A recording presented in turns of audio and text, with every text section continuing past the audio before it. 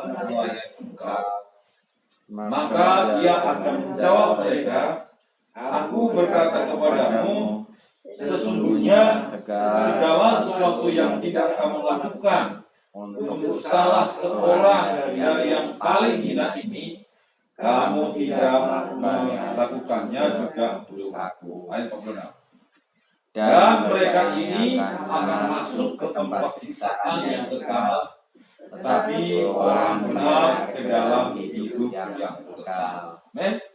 Nah, jadi di sana kita lihat, jadi anak Tuhan, bahwa kalau kita sudah betul-betul mengasihi Tuhan, cinta Tuhan, kita kan tidak melihat Tuhan, betul ya? Kita nggak pernah melihat Tuhan, walaupun ya hal-hal tertentu seperti saya bilang tadi, kita pernah mengalami perjumpaan secara pribadi, dan saya sendiri pernah mengalami perjumpaan ya dengan Yesus.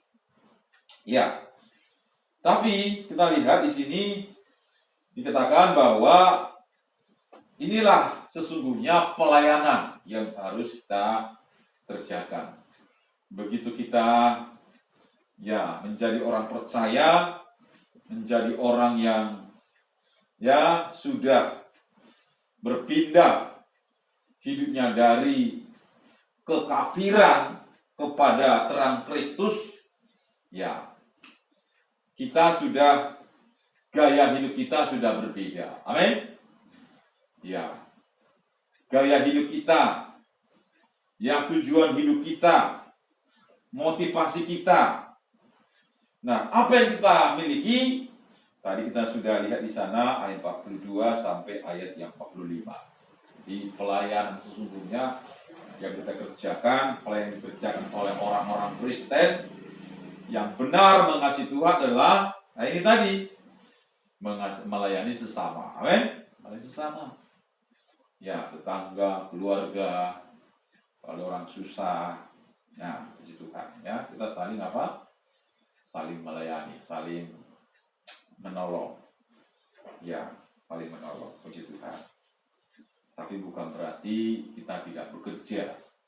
Nah, itulah sebabnya kalau kita bekerja, Tuhan izinkan kita diberkati. Berkat itu bukan semata-mata untuk kita, berkat keuangan kita. Tapi kita pergunakan untuk pertama-tama diri kita untuk berbagi. Ya, melakukan pelayanan kepada orang-orang yang dari sekitar kita. Nah, orang susah. Ya, orang susah. Ya, puji Tuhan. Sehingga ya, 46 bisa dikatakan, dan mereka ini akan apa? Masuk ke tempat siksaan yang kekal, tapi orang benar ke dalam hidup yang kekal. Jadi ciri orang benar itu adalah orang yang melayani sesamanya. Amin. Sesamanya.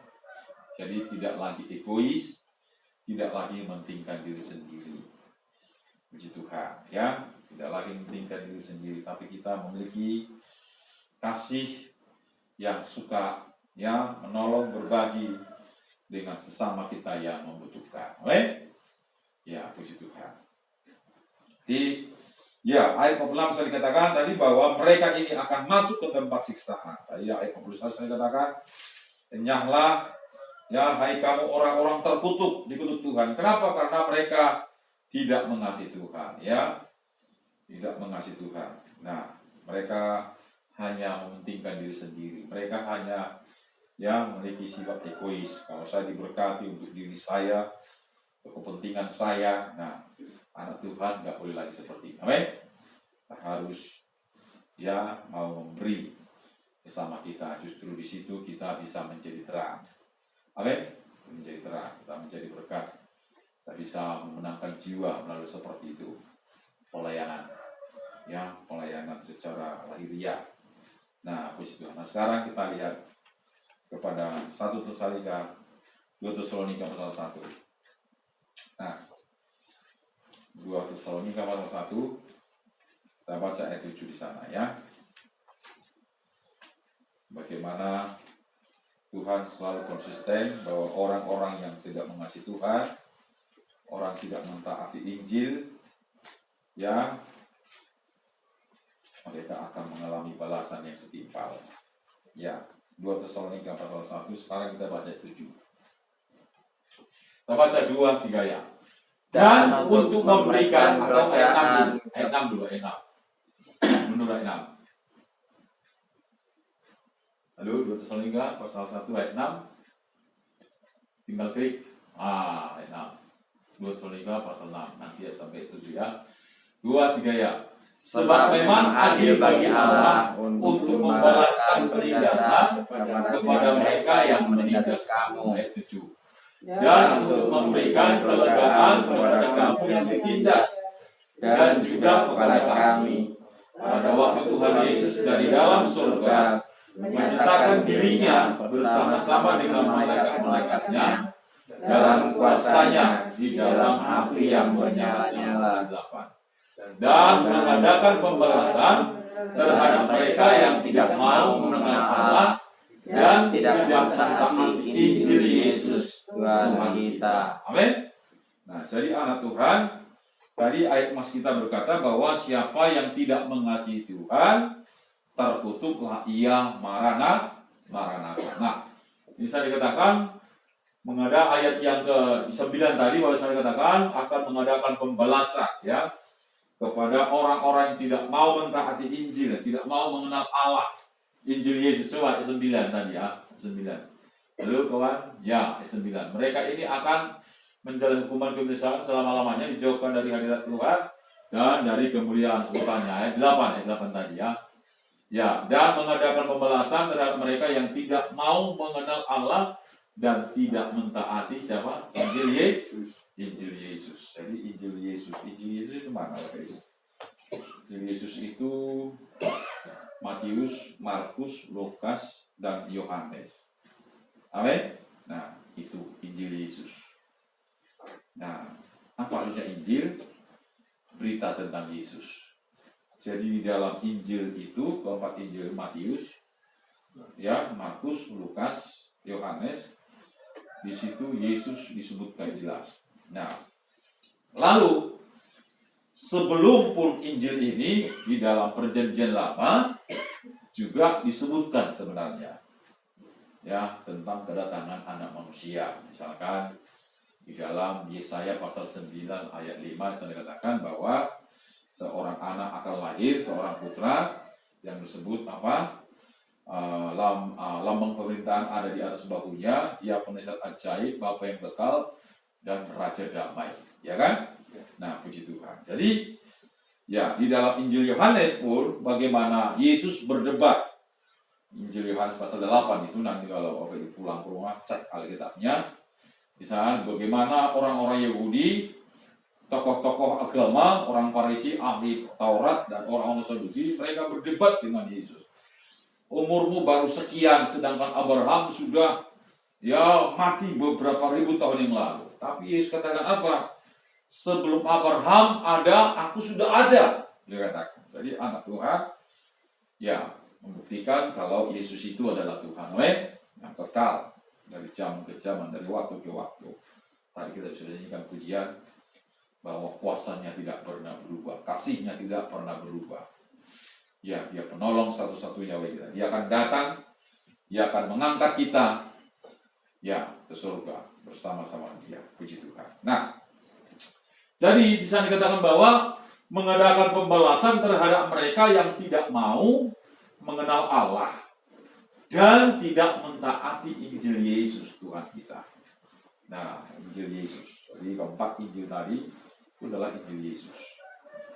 Nah, puji Tuhan. Kalau kita taat itu, kita adalah orang-orang yang mengasihi Tuhan. Orang-orang yang mengasihi Tuhan. Tapi ingat, siapa yang mengasihi Tuhan tapi tidak mentaati Injil itu adalah orang-orang yang munafik, orang-orang hanya sebatas agamawi. Maka tadi di dalam Injil Matius pasal 25 ayat 41 saya dikatakan, "Nyala hai kamu orang-orang terkutuk, enyahlah ke dalam api yang kekal, hai kamu orang terkutuk, ya iblis bersama dengan malaikat-malaikatnya akan dihukum kekal di sana selama-lamanya." Nah, lalu bisa ayat 22 saya dikatakan bahwa barang siapa yang tidak memberi Yesus air ketika dia haus, dia lapar, ketika dia dalam penjara, ketika dia telanjang. Nah, sampai ayat 43 saya dikatakan bahwa, ya 45 saya dikatakan, kami tidak pernah melihat engkau telanjang, kami tidak pernah melihat engkau lapar, kami tidak pernah melihat engkau sakit atau sebagai orang asing. Tapi berkata, apabila engkau melakukan pelayanan kepada salah seorang paling hina ini, itu adalah sama dengan seperti melayani saya. Jadi anak Tuhan, itulah pelayanan. Amin. Itulah pelayanan. Nah, di anak Tuhan tidak sekedar agama, tapi harus ada perbuatan. Puji Tuhan. Nah, apakah itu dilakukan oleh Yesus masa hidupnya? Ya, dilakukan. Nah, jadi anak Tuhan bahwa mengenal Allah dan mentaati Injil Yesus, bukti kalau kita mengasihi Tuhan. Puji Tuhan. Ya, sehingga di dalam ayat yang ke-9, 2 Tesalonika pasal 1 ayat 12 ayat 9 tadi. Ayo. Ya, ayat 9 saya katakan apa? Ayat 9. Kedatangan, ini coba tunjukkan lagi ya. Ayat 9 ya. Mereka ini akan menjalani hukuman kebinasaan selama-lamanya, dijauhkan dari hadirat Tuhan dan dari kemuliaan kota. Jadi anak Tuhan ini adalah Rasul Paulus yang menulis kepada jemaat di Tesalonika. Nah, tadi Paulus ini adalah seorang yang mengasihi Tuhan, cinta Tuhan. Nah, ini sama sebenarnya adalah Injil Yesus yang dikutip. Amin. Perkataan Yesus yang dia kutip melalui pewahyuan kepadanya, kepada jemaat di Tesalonika. Nah, oleh karena itu anak Tuhan bahwa betul-betul kita pastikan kita harus mengasihi Tuhan.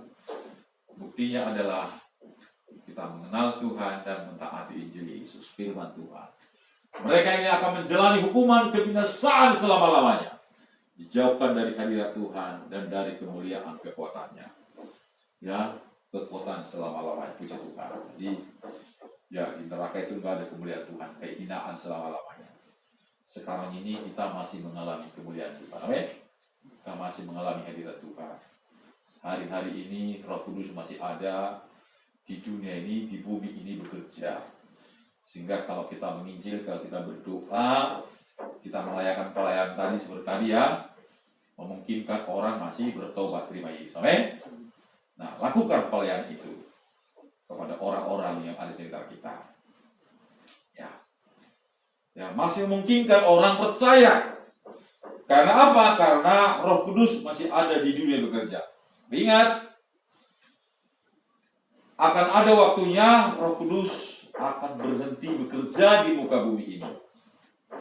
Nah, kalau Roh Kudus berhenti bekerja di muka bumi ini, berarti itulah sebelumnya iblis yang bekerja. Sehingga iblis yang sebelumnya tadi, Lucifer tadi, masuk kepada seorang manusia, sehingga manusia yang dimasuki oleh roh iblis tadi menyatakan diri sebagai Tuhan yang harus sembah. Itulah yang disebut antikris. Tetapi Roh Kudus yang bersama dengan gereja Tuhan yang memenuhi hidup kita sudah disempurnakan Tuhan dan akan dipindahkan ke satu tempat. Nah, oleh karena itu anak Tuhan, mari, masih belum terlambat. Sekarang kita katakan kepada Tuhan, aku mengasihi Engkau. Amin. Aku mau mengenal Engkau, mau mentaati Injil. Puji Tuhan. Karena tidak boleh tidak, firman Tuhan pasti kita api. Di dalam Alkitab bisa dikatakan, Roh Kudus akan dipindahkan bersama dengan gereja Tuhan ke tempat. Roh Tuhan tidak ada lagi bekerja di muka bumi. Jadi kalau sekarang, ya Roh Tuhan masih ada bekerja. Jadi orang tadinya penjahat sekalipun, kalau dia dengar Injil, kita injili dia, kita doakan dia, kita kunjungi dia dalam penjara, mana saja, mungkin kan dia bertobat kan? Melalui diri saudara, melalui diri kita. Nah, tapi suatu saat tidak ada lagi pertobatan, karena Roh Tuhan tidak ada lagi bekerja bagi manusia. Yang bekerja adalah roh iblis tadi. Lucifer, yang masuk kepada seorang manusia yang dia yang harus dituntut disembah sebagai Tuhan. Tidak ada lagi hukum agama di situ. Tidak lagi hukum manusiawi. Yang adalah hukum kesetanan. Nah, itulah bagaimana dia memaksa seluruh dunia ini untuk disembah. Itulah yang kita dengar sekarang. Sudah dipasang chip. Ya, dalam pasang chip. Nah, jadi sebenarnya sekarang kita sudah lihat gejala-gejala tanda-tandanya ya. Dan betul-betul Yesus akan datang segera. Ya, tapi sebelum roh Tuhan dipindahkan bersama gereja Tuhan, itu tadi roh antikris tadi yang secara lahiriah belum menyatakan diri, masih antek-anteknya, masih tanda-tandanya. Perusahaan di luar negeri memakai chip kepada karyawannya, ya, dipasang. Nah, ini tanda-tanda. Maka dengan tanda-tanda itu, sekarang kita harus berkata kepada Tuhan, aku harus mengasihi Engkau. Aku harus mengenal Engkau sungguh-sungguh. Ya, puji Tuhan. Apabila sebelum waktu itu datang, kita sudah disempurnakan Tuhan. Amin. Sempurnakan Tuhan. Apakah ini firman Tuhan? Ya, ini firman Tuhan 100%. Minggu depan kita akan belajar tentang hal itu. Puji Tuhan, Tuhan berkati kita. Mari kita datang kepada Tuhan. Kita nyanyikan pujian kita berkata, ya, peganglah tanganku Roh Kudus. Hari-hari ini biarlah hidup kita dituntun oleh Roh Kudus.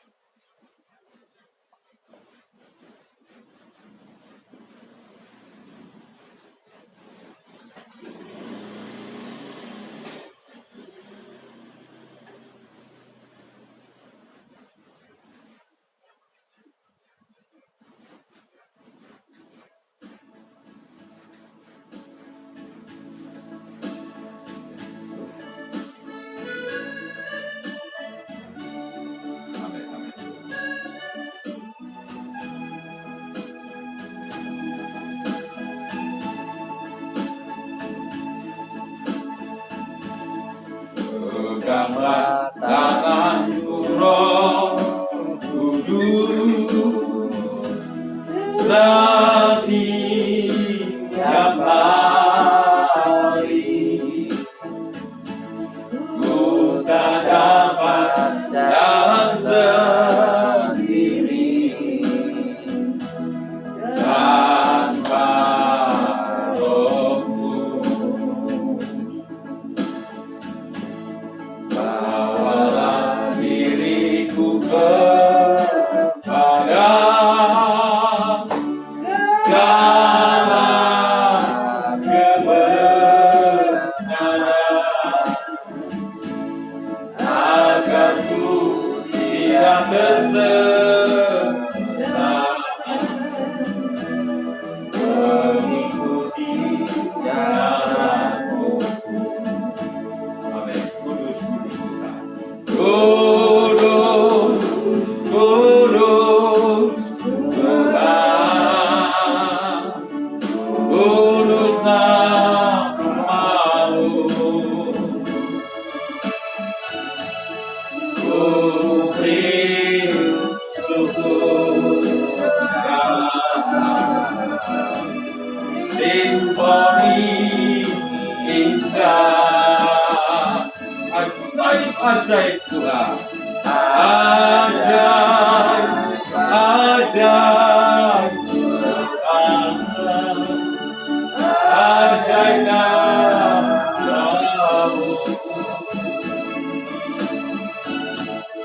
Nama yang benar, Yesus namanya. Peganglah tanganku Roh Kudus. Haleluya. Tanganku Roh Kudus, setiap hari ku tak dapat jalan sendiri tanpa Roh.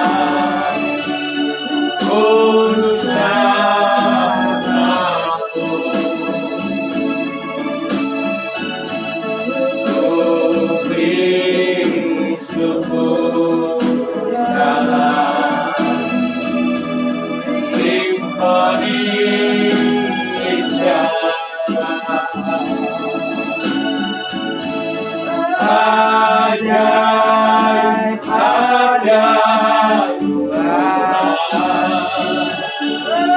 ajaib namamu,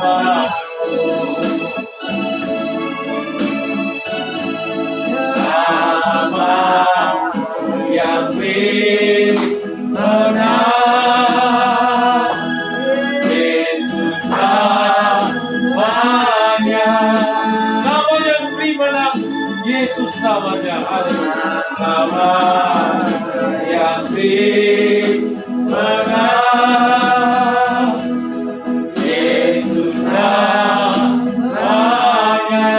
Kalau kita akan nama yang beri menang, Yesus namanya, nama yang beri menang, Yesus namanya.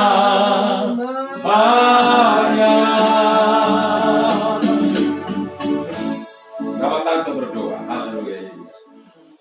Bapa kami yang berada di surga. Amin Tuhan. Terima kasih. Puji dan syukur ya Tuhan atas berkat-Mu. Amin. Haleluya Kami Yesus. semua sudah kami berada pada sehat sekali lagi Tuhan. Amin. Amin. Tuhan kami yang baru saja mendengarkan kebenaran firman. Ya. Tolong Tuhan berkati kami Tuhan. Bukan Ya. berkat kami atas kami dan mengerti semua kebenaran firman-Mu Tuhan. Amin. Apa Amin. telah melakukan untuk kehidupan kami Tuhan. Sekali lagi Tuhan kami ucapkan puji dan syukur ya Tuhan. Tuhan sebentar lagi kami sedang Ya, akan terima kasih, kami sampai rumah dengan selamat Tuhan. Tuhan doa yang singkat ini Ya. akan panjatkan demi nama-Mu yang tunggal Tuhan Yesus Kristus terus selama tetap menebus dosa kami. Terima kasih ya Tuhan. Haleluya. Amin. Mari saja kita bangkit diri semua. Kita kasih kepada Tuhan. Biarlah hari-hari ini hidup kita dituntun oleh Roh Tuhan. Kita lakukan pelayanan kepada sesama kita dimanapun kita berada.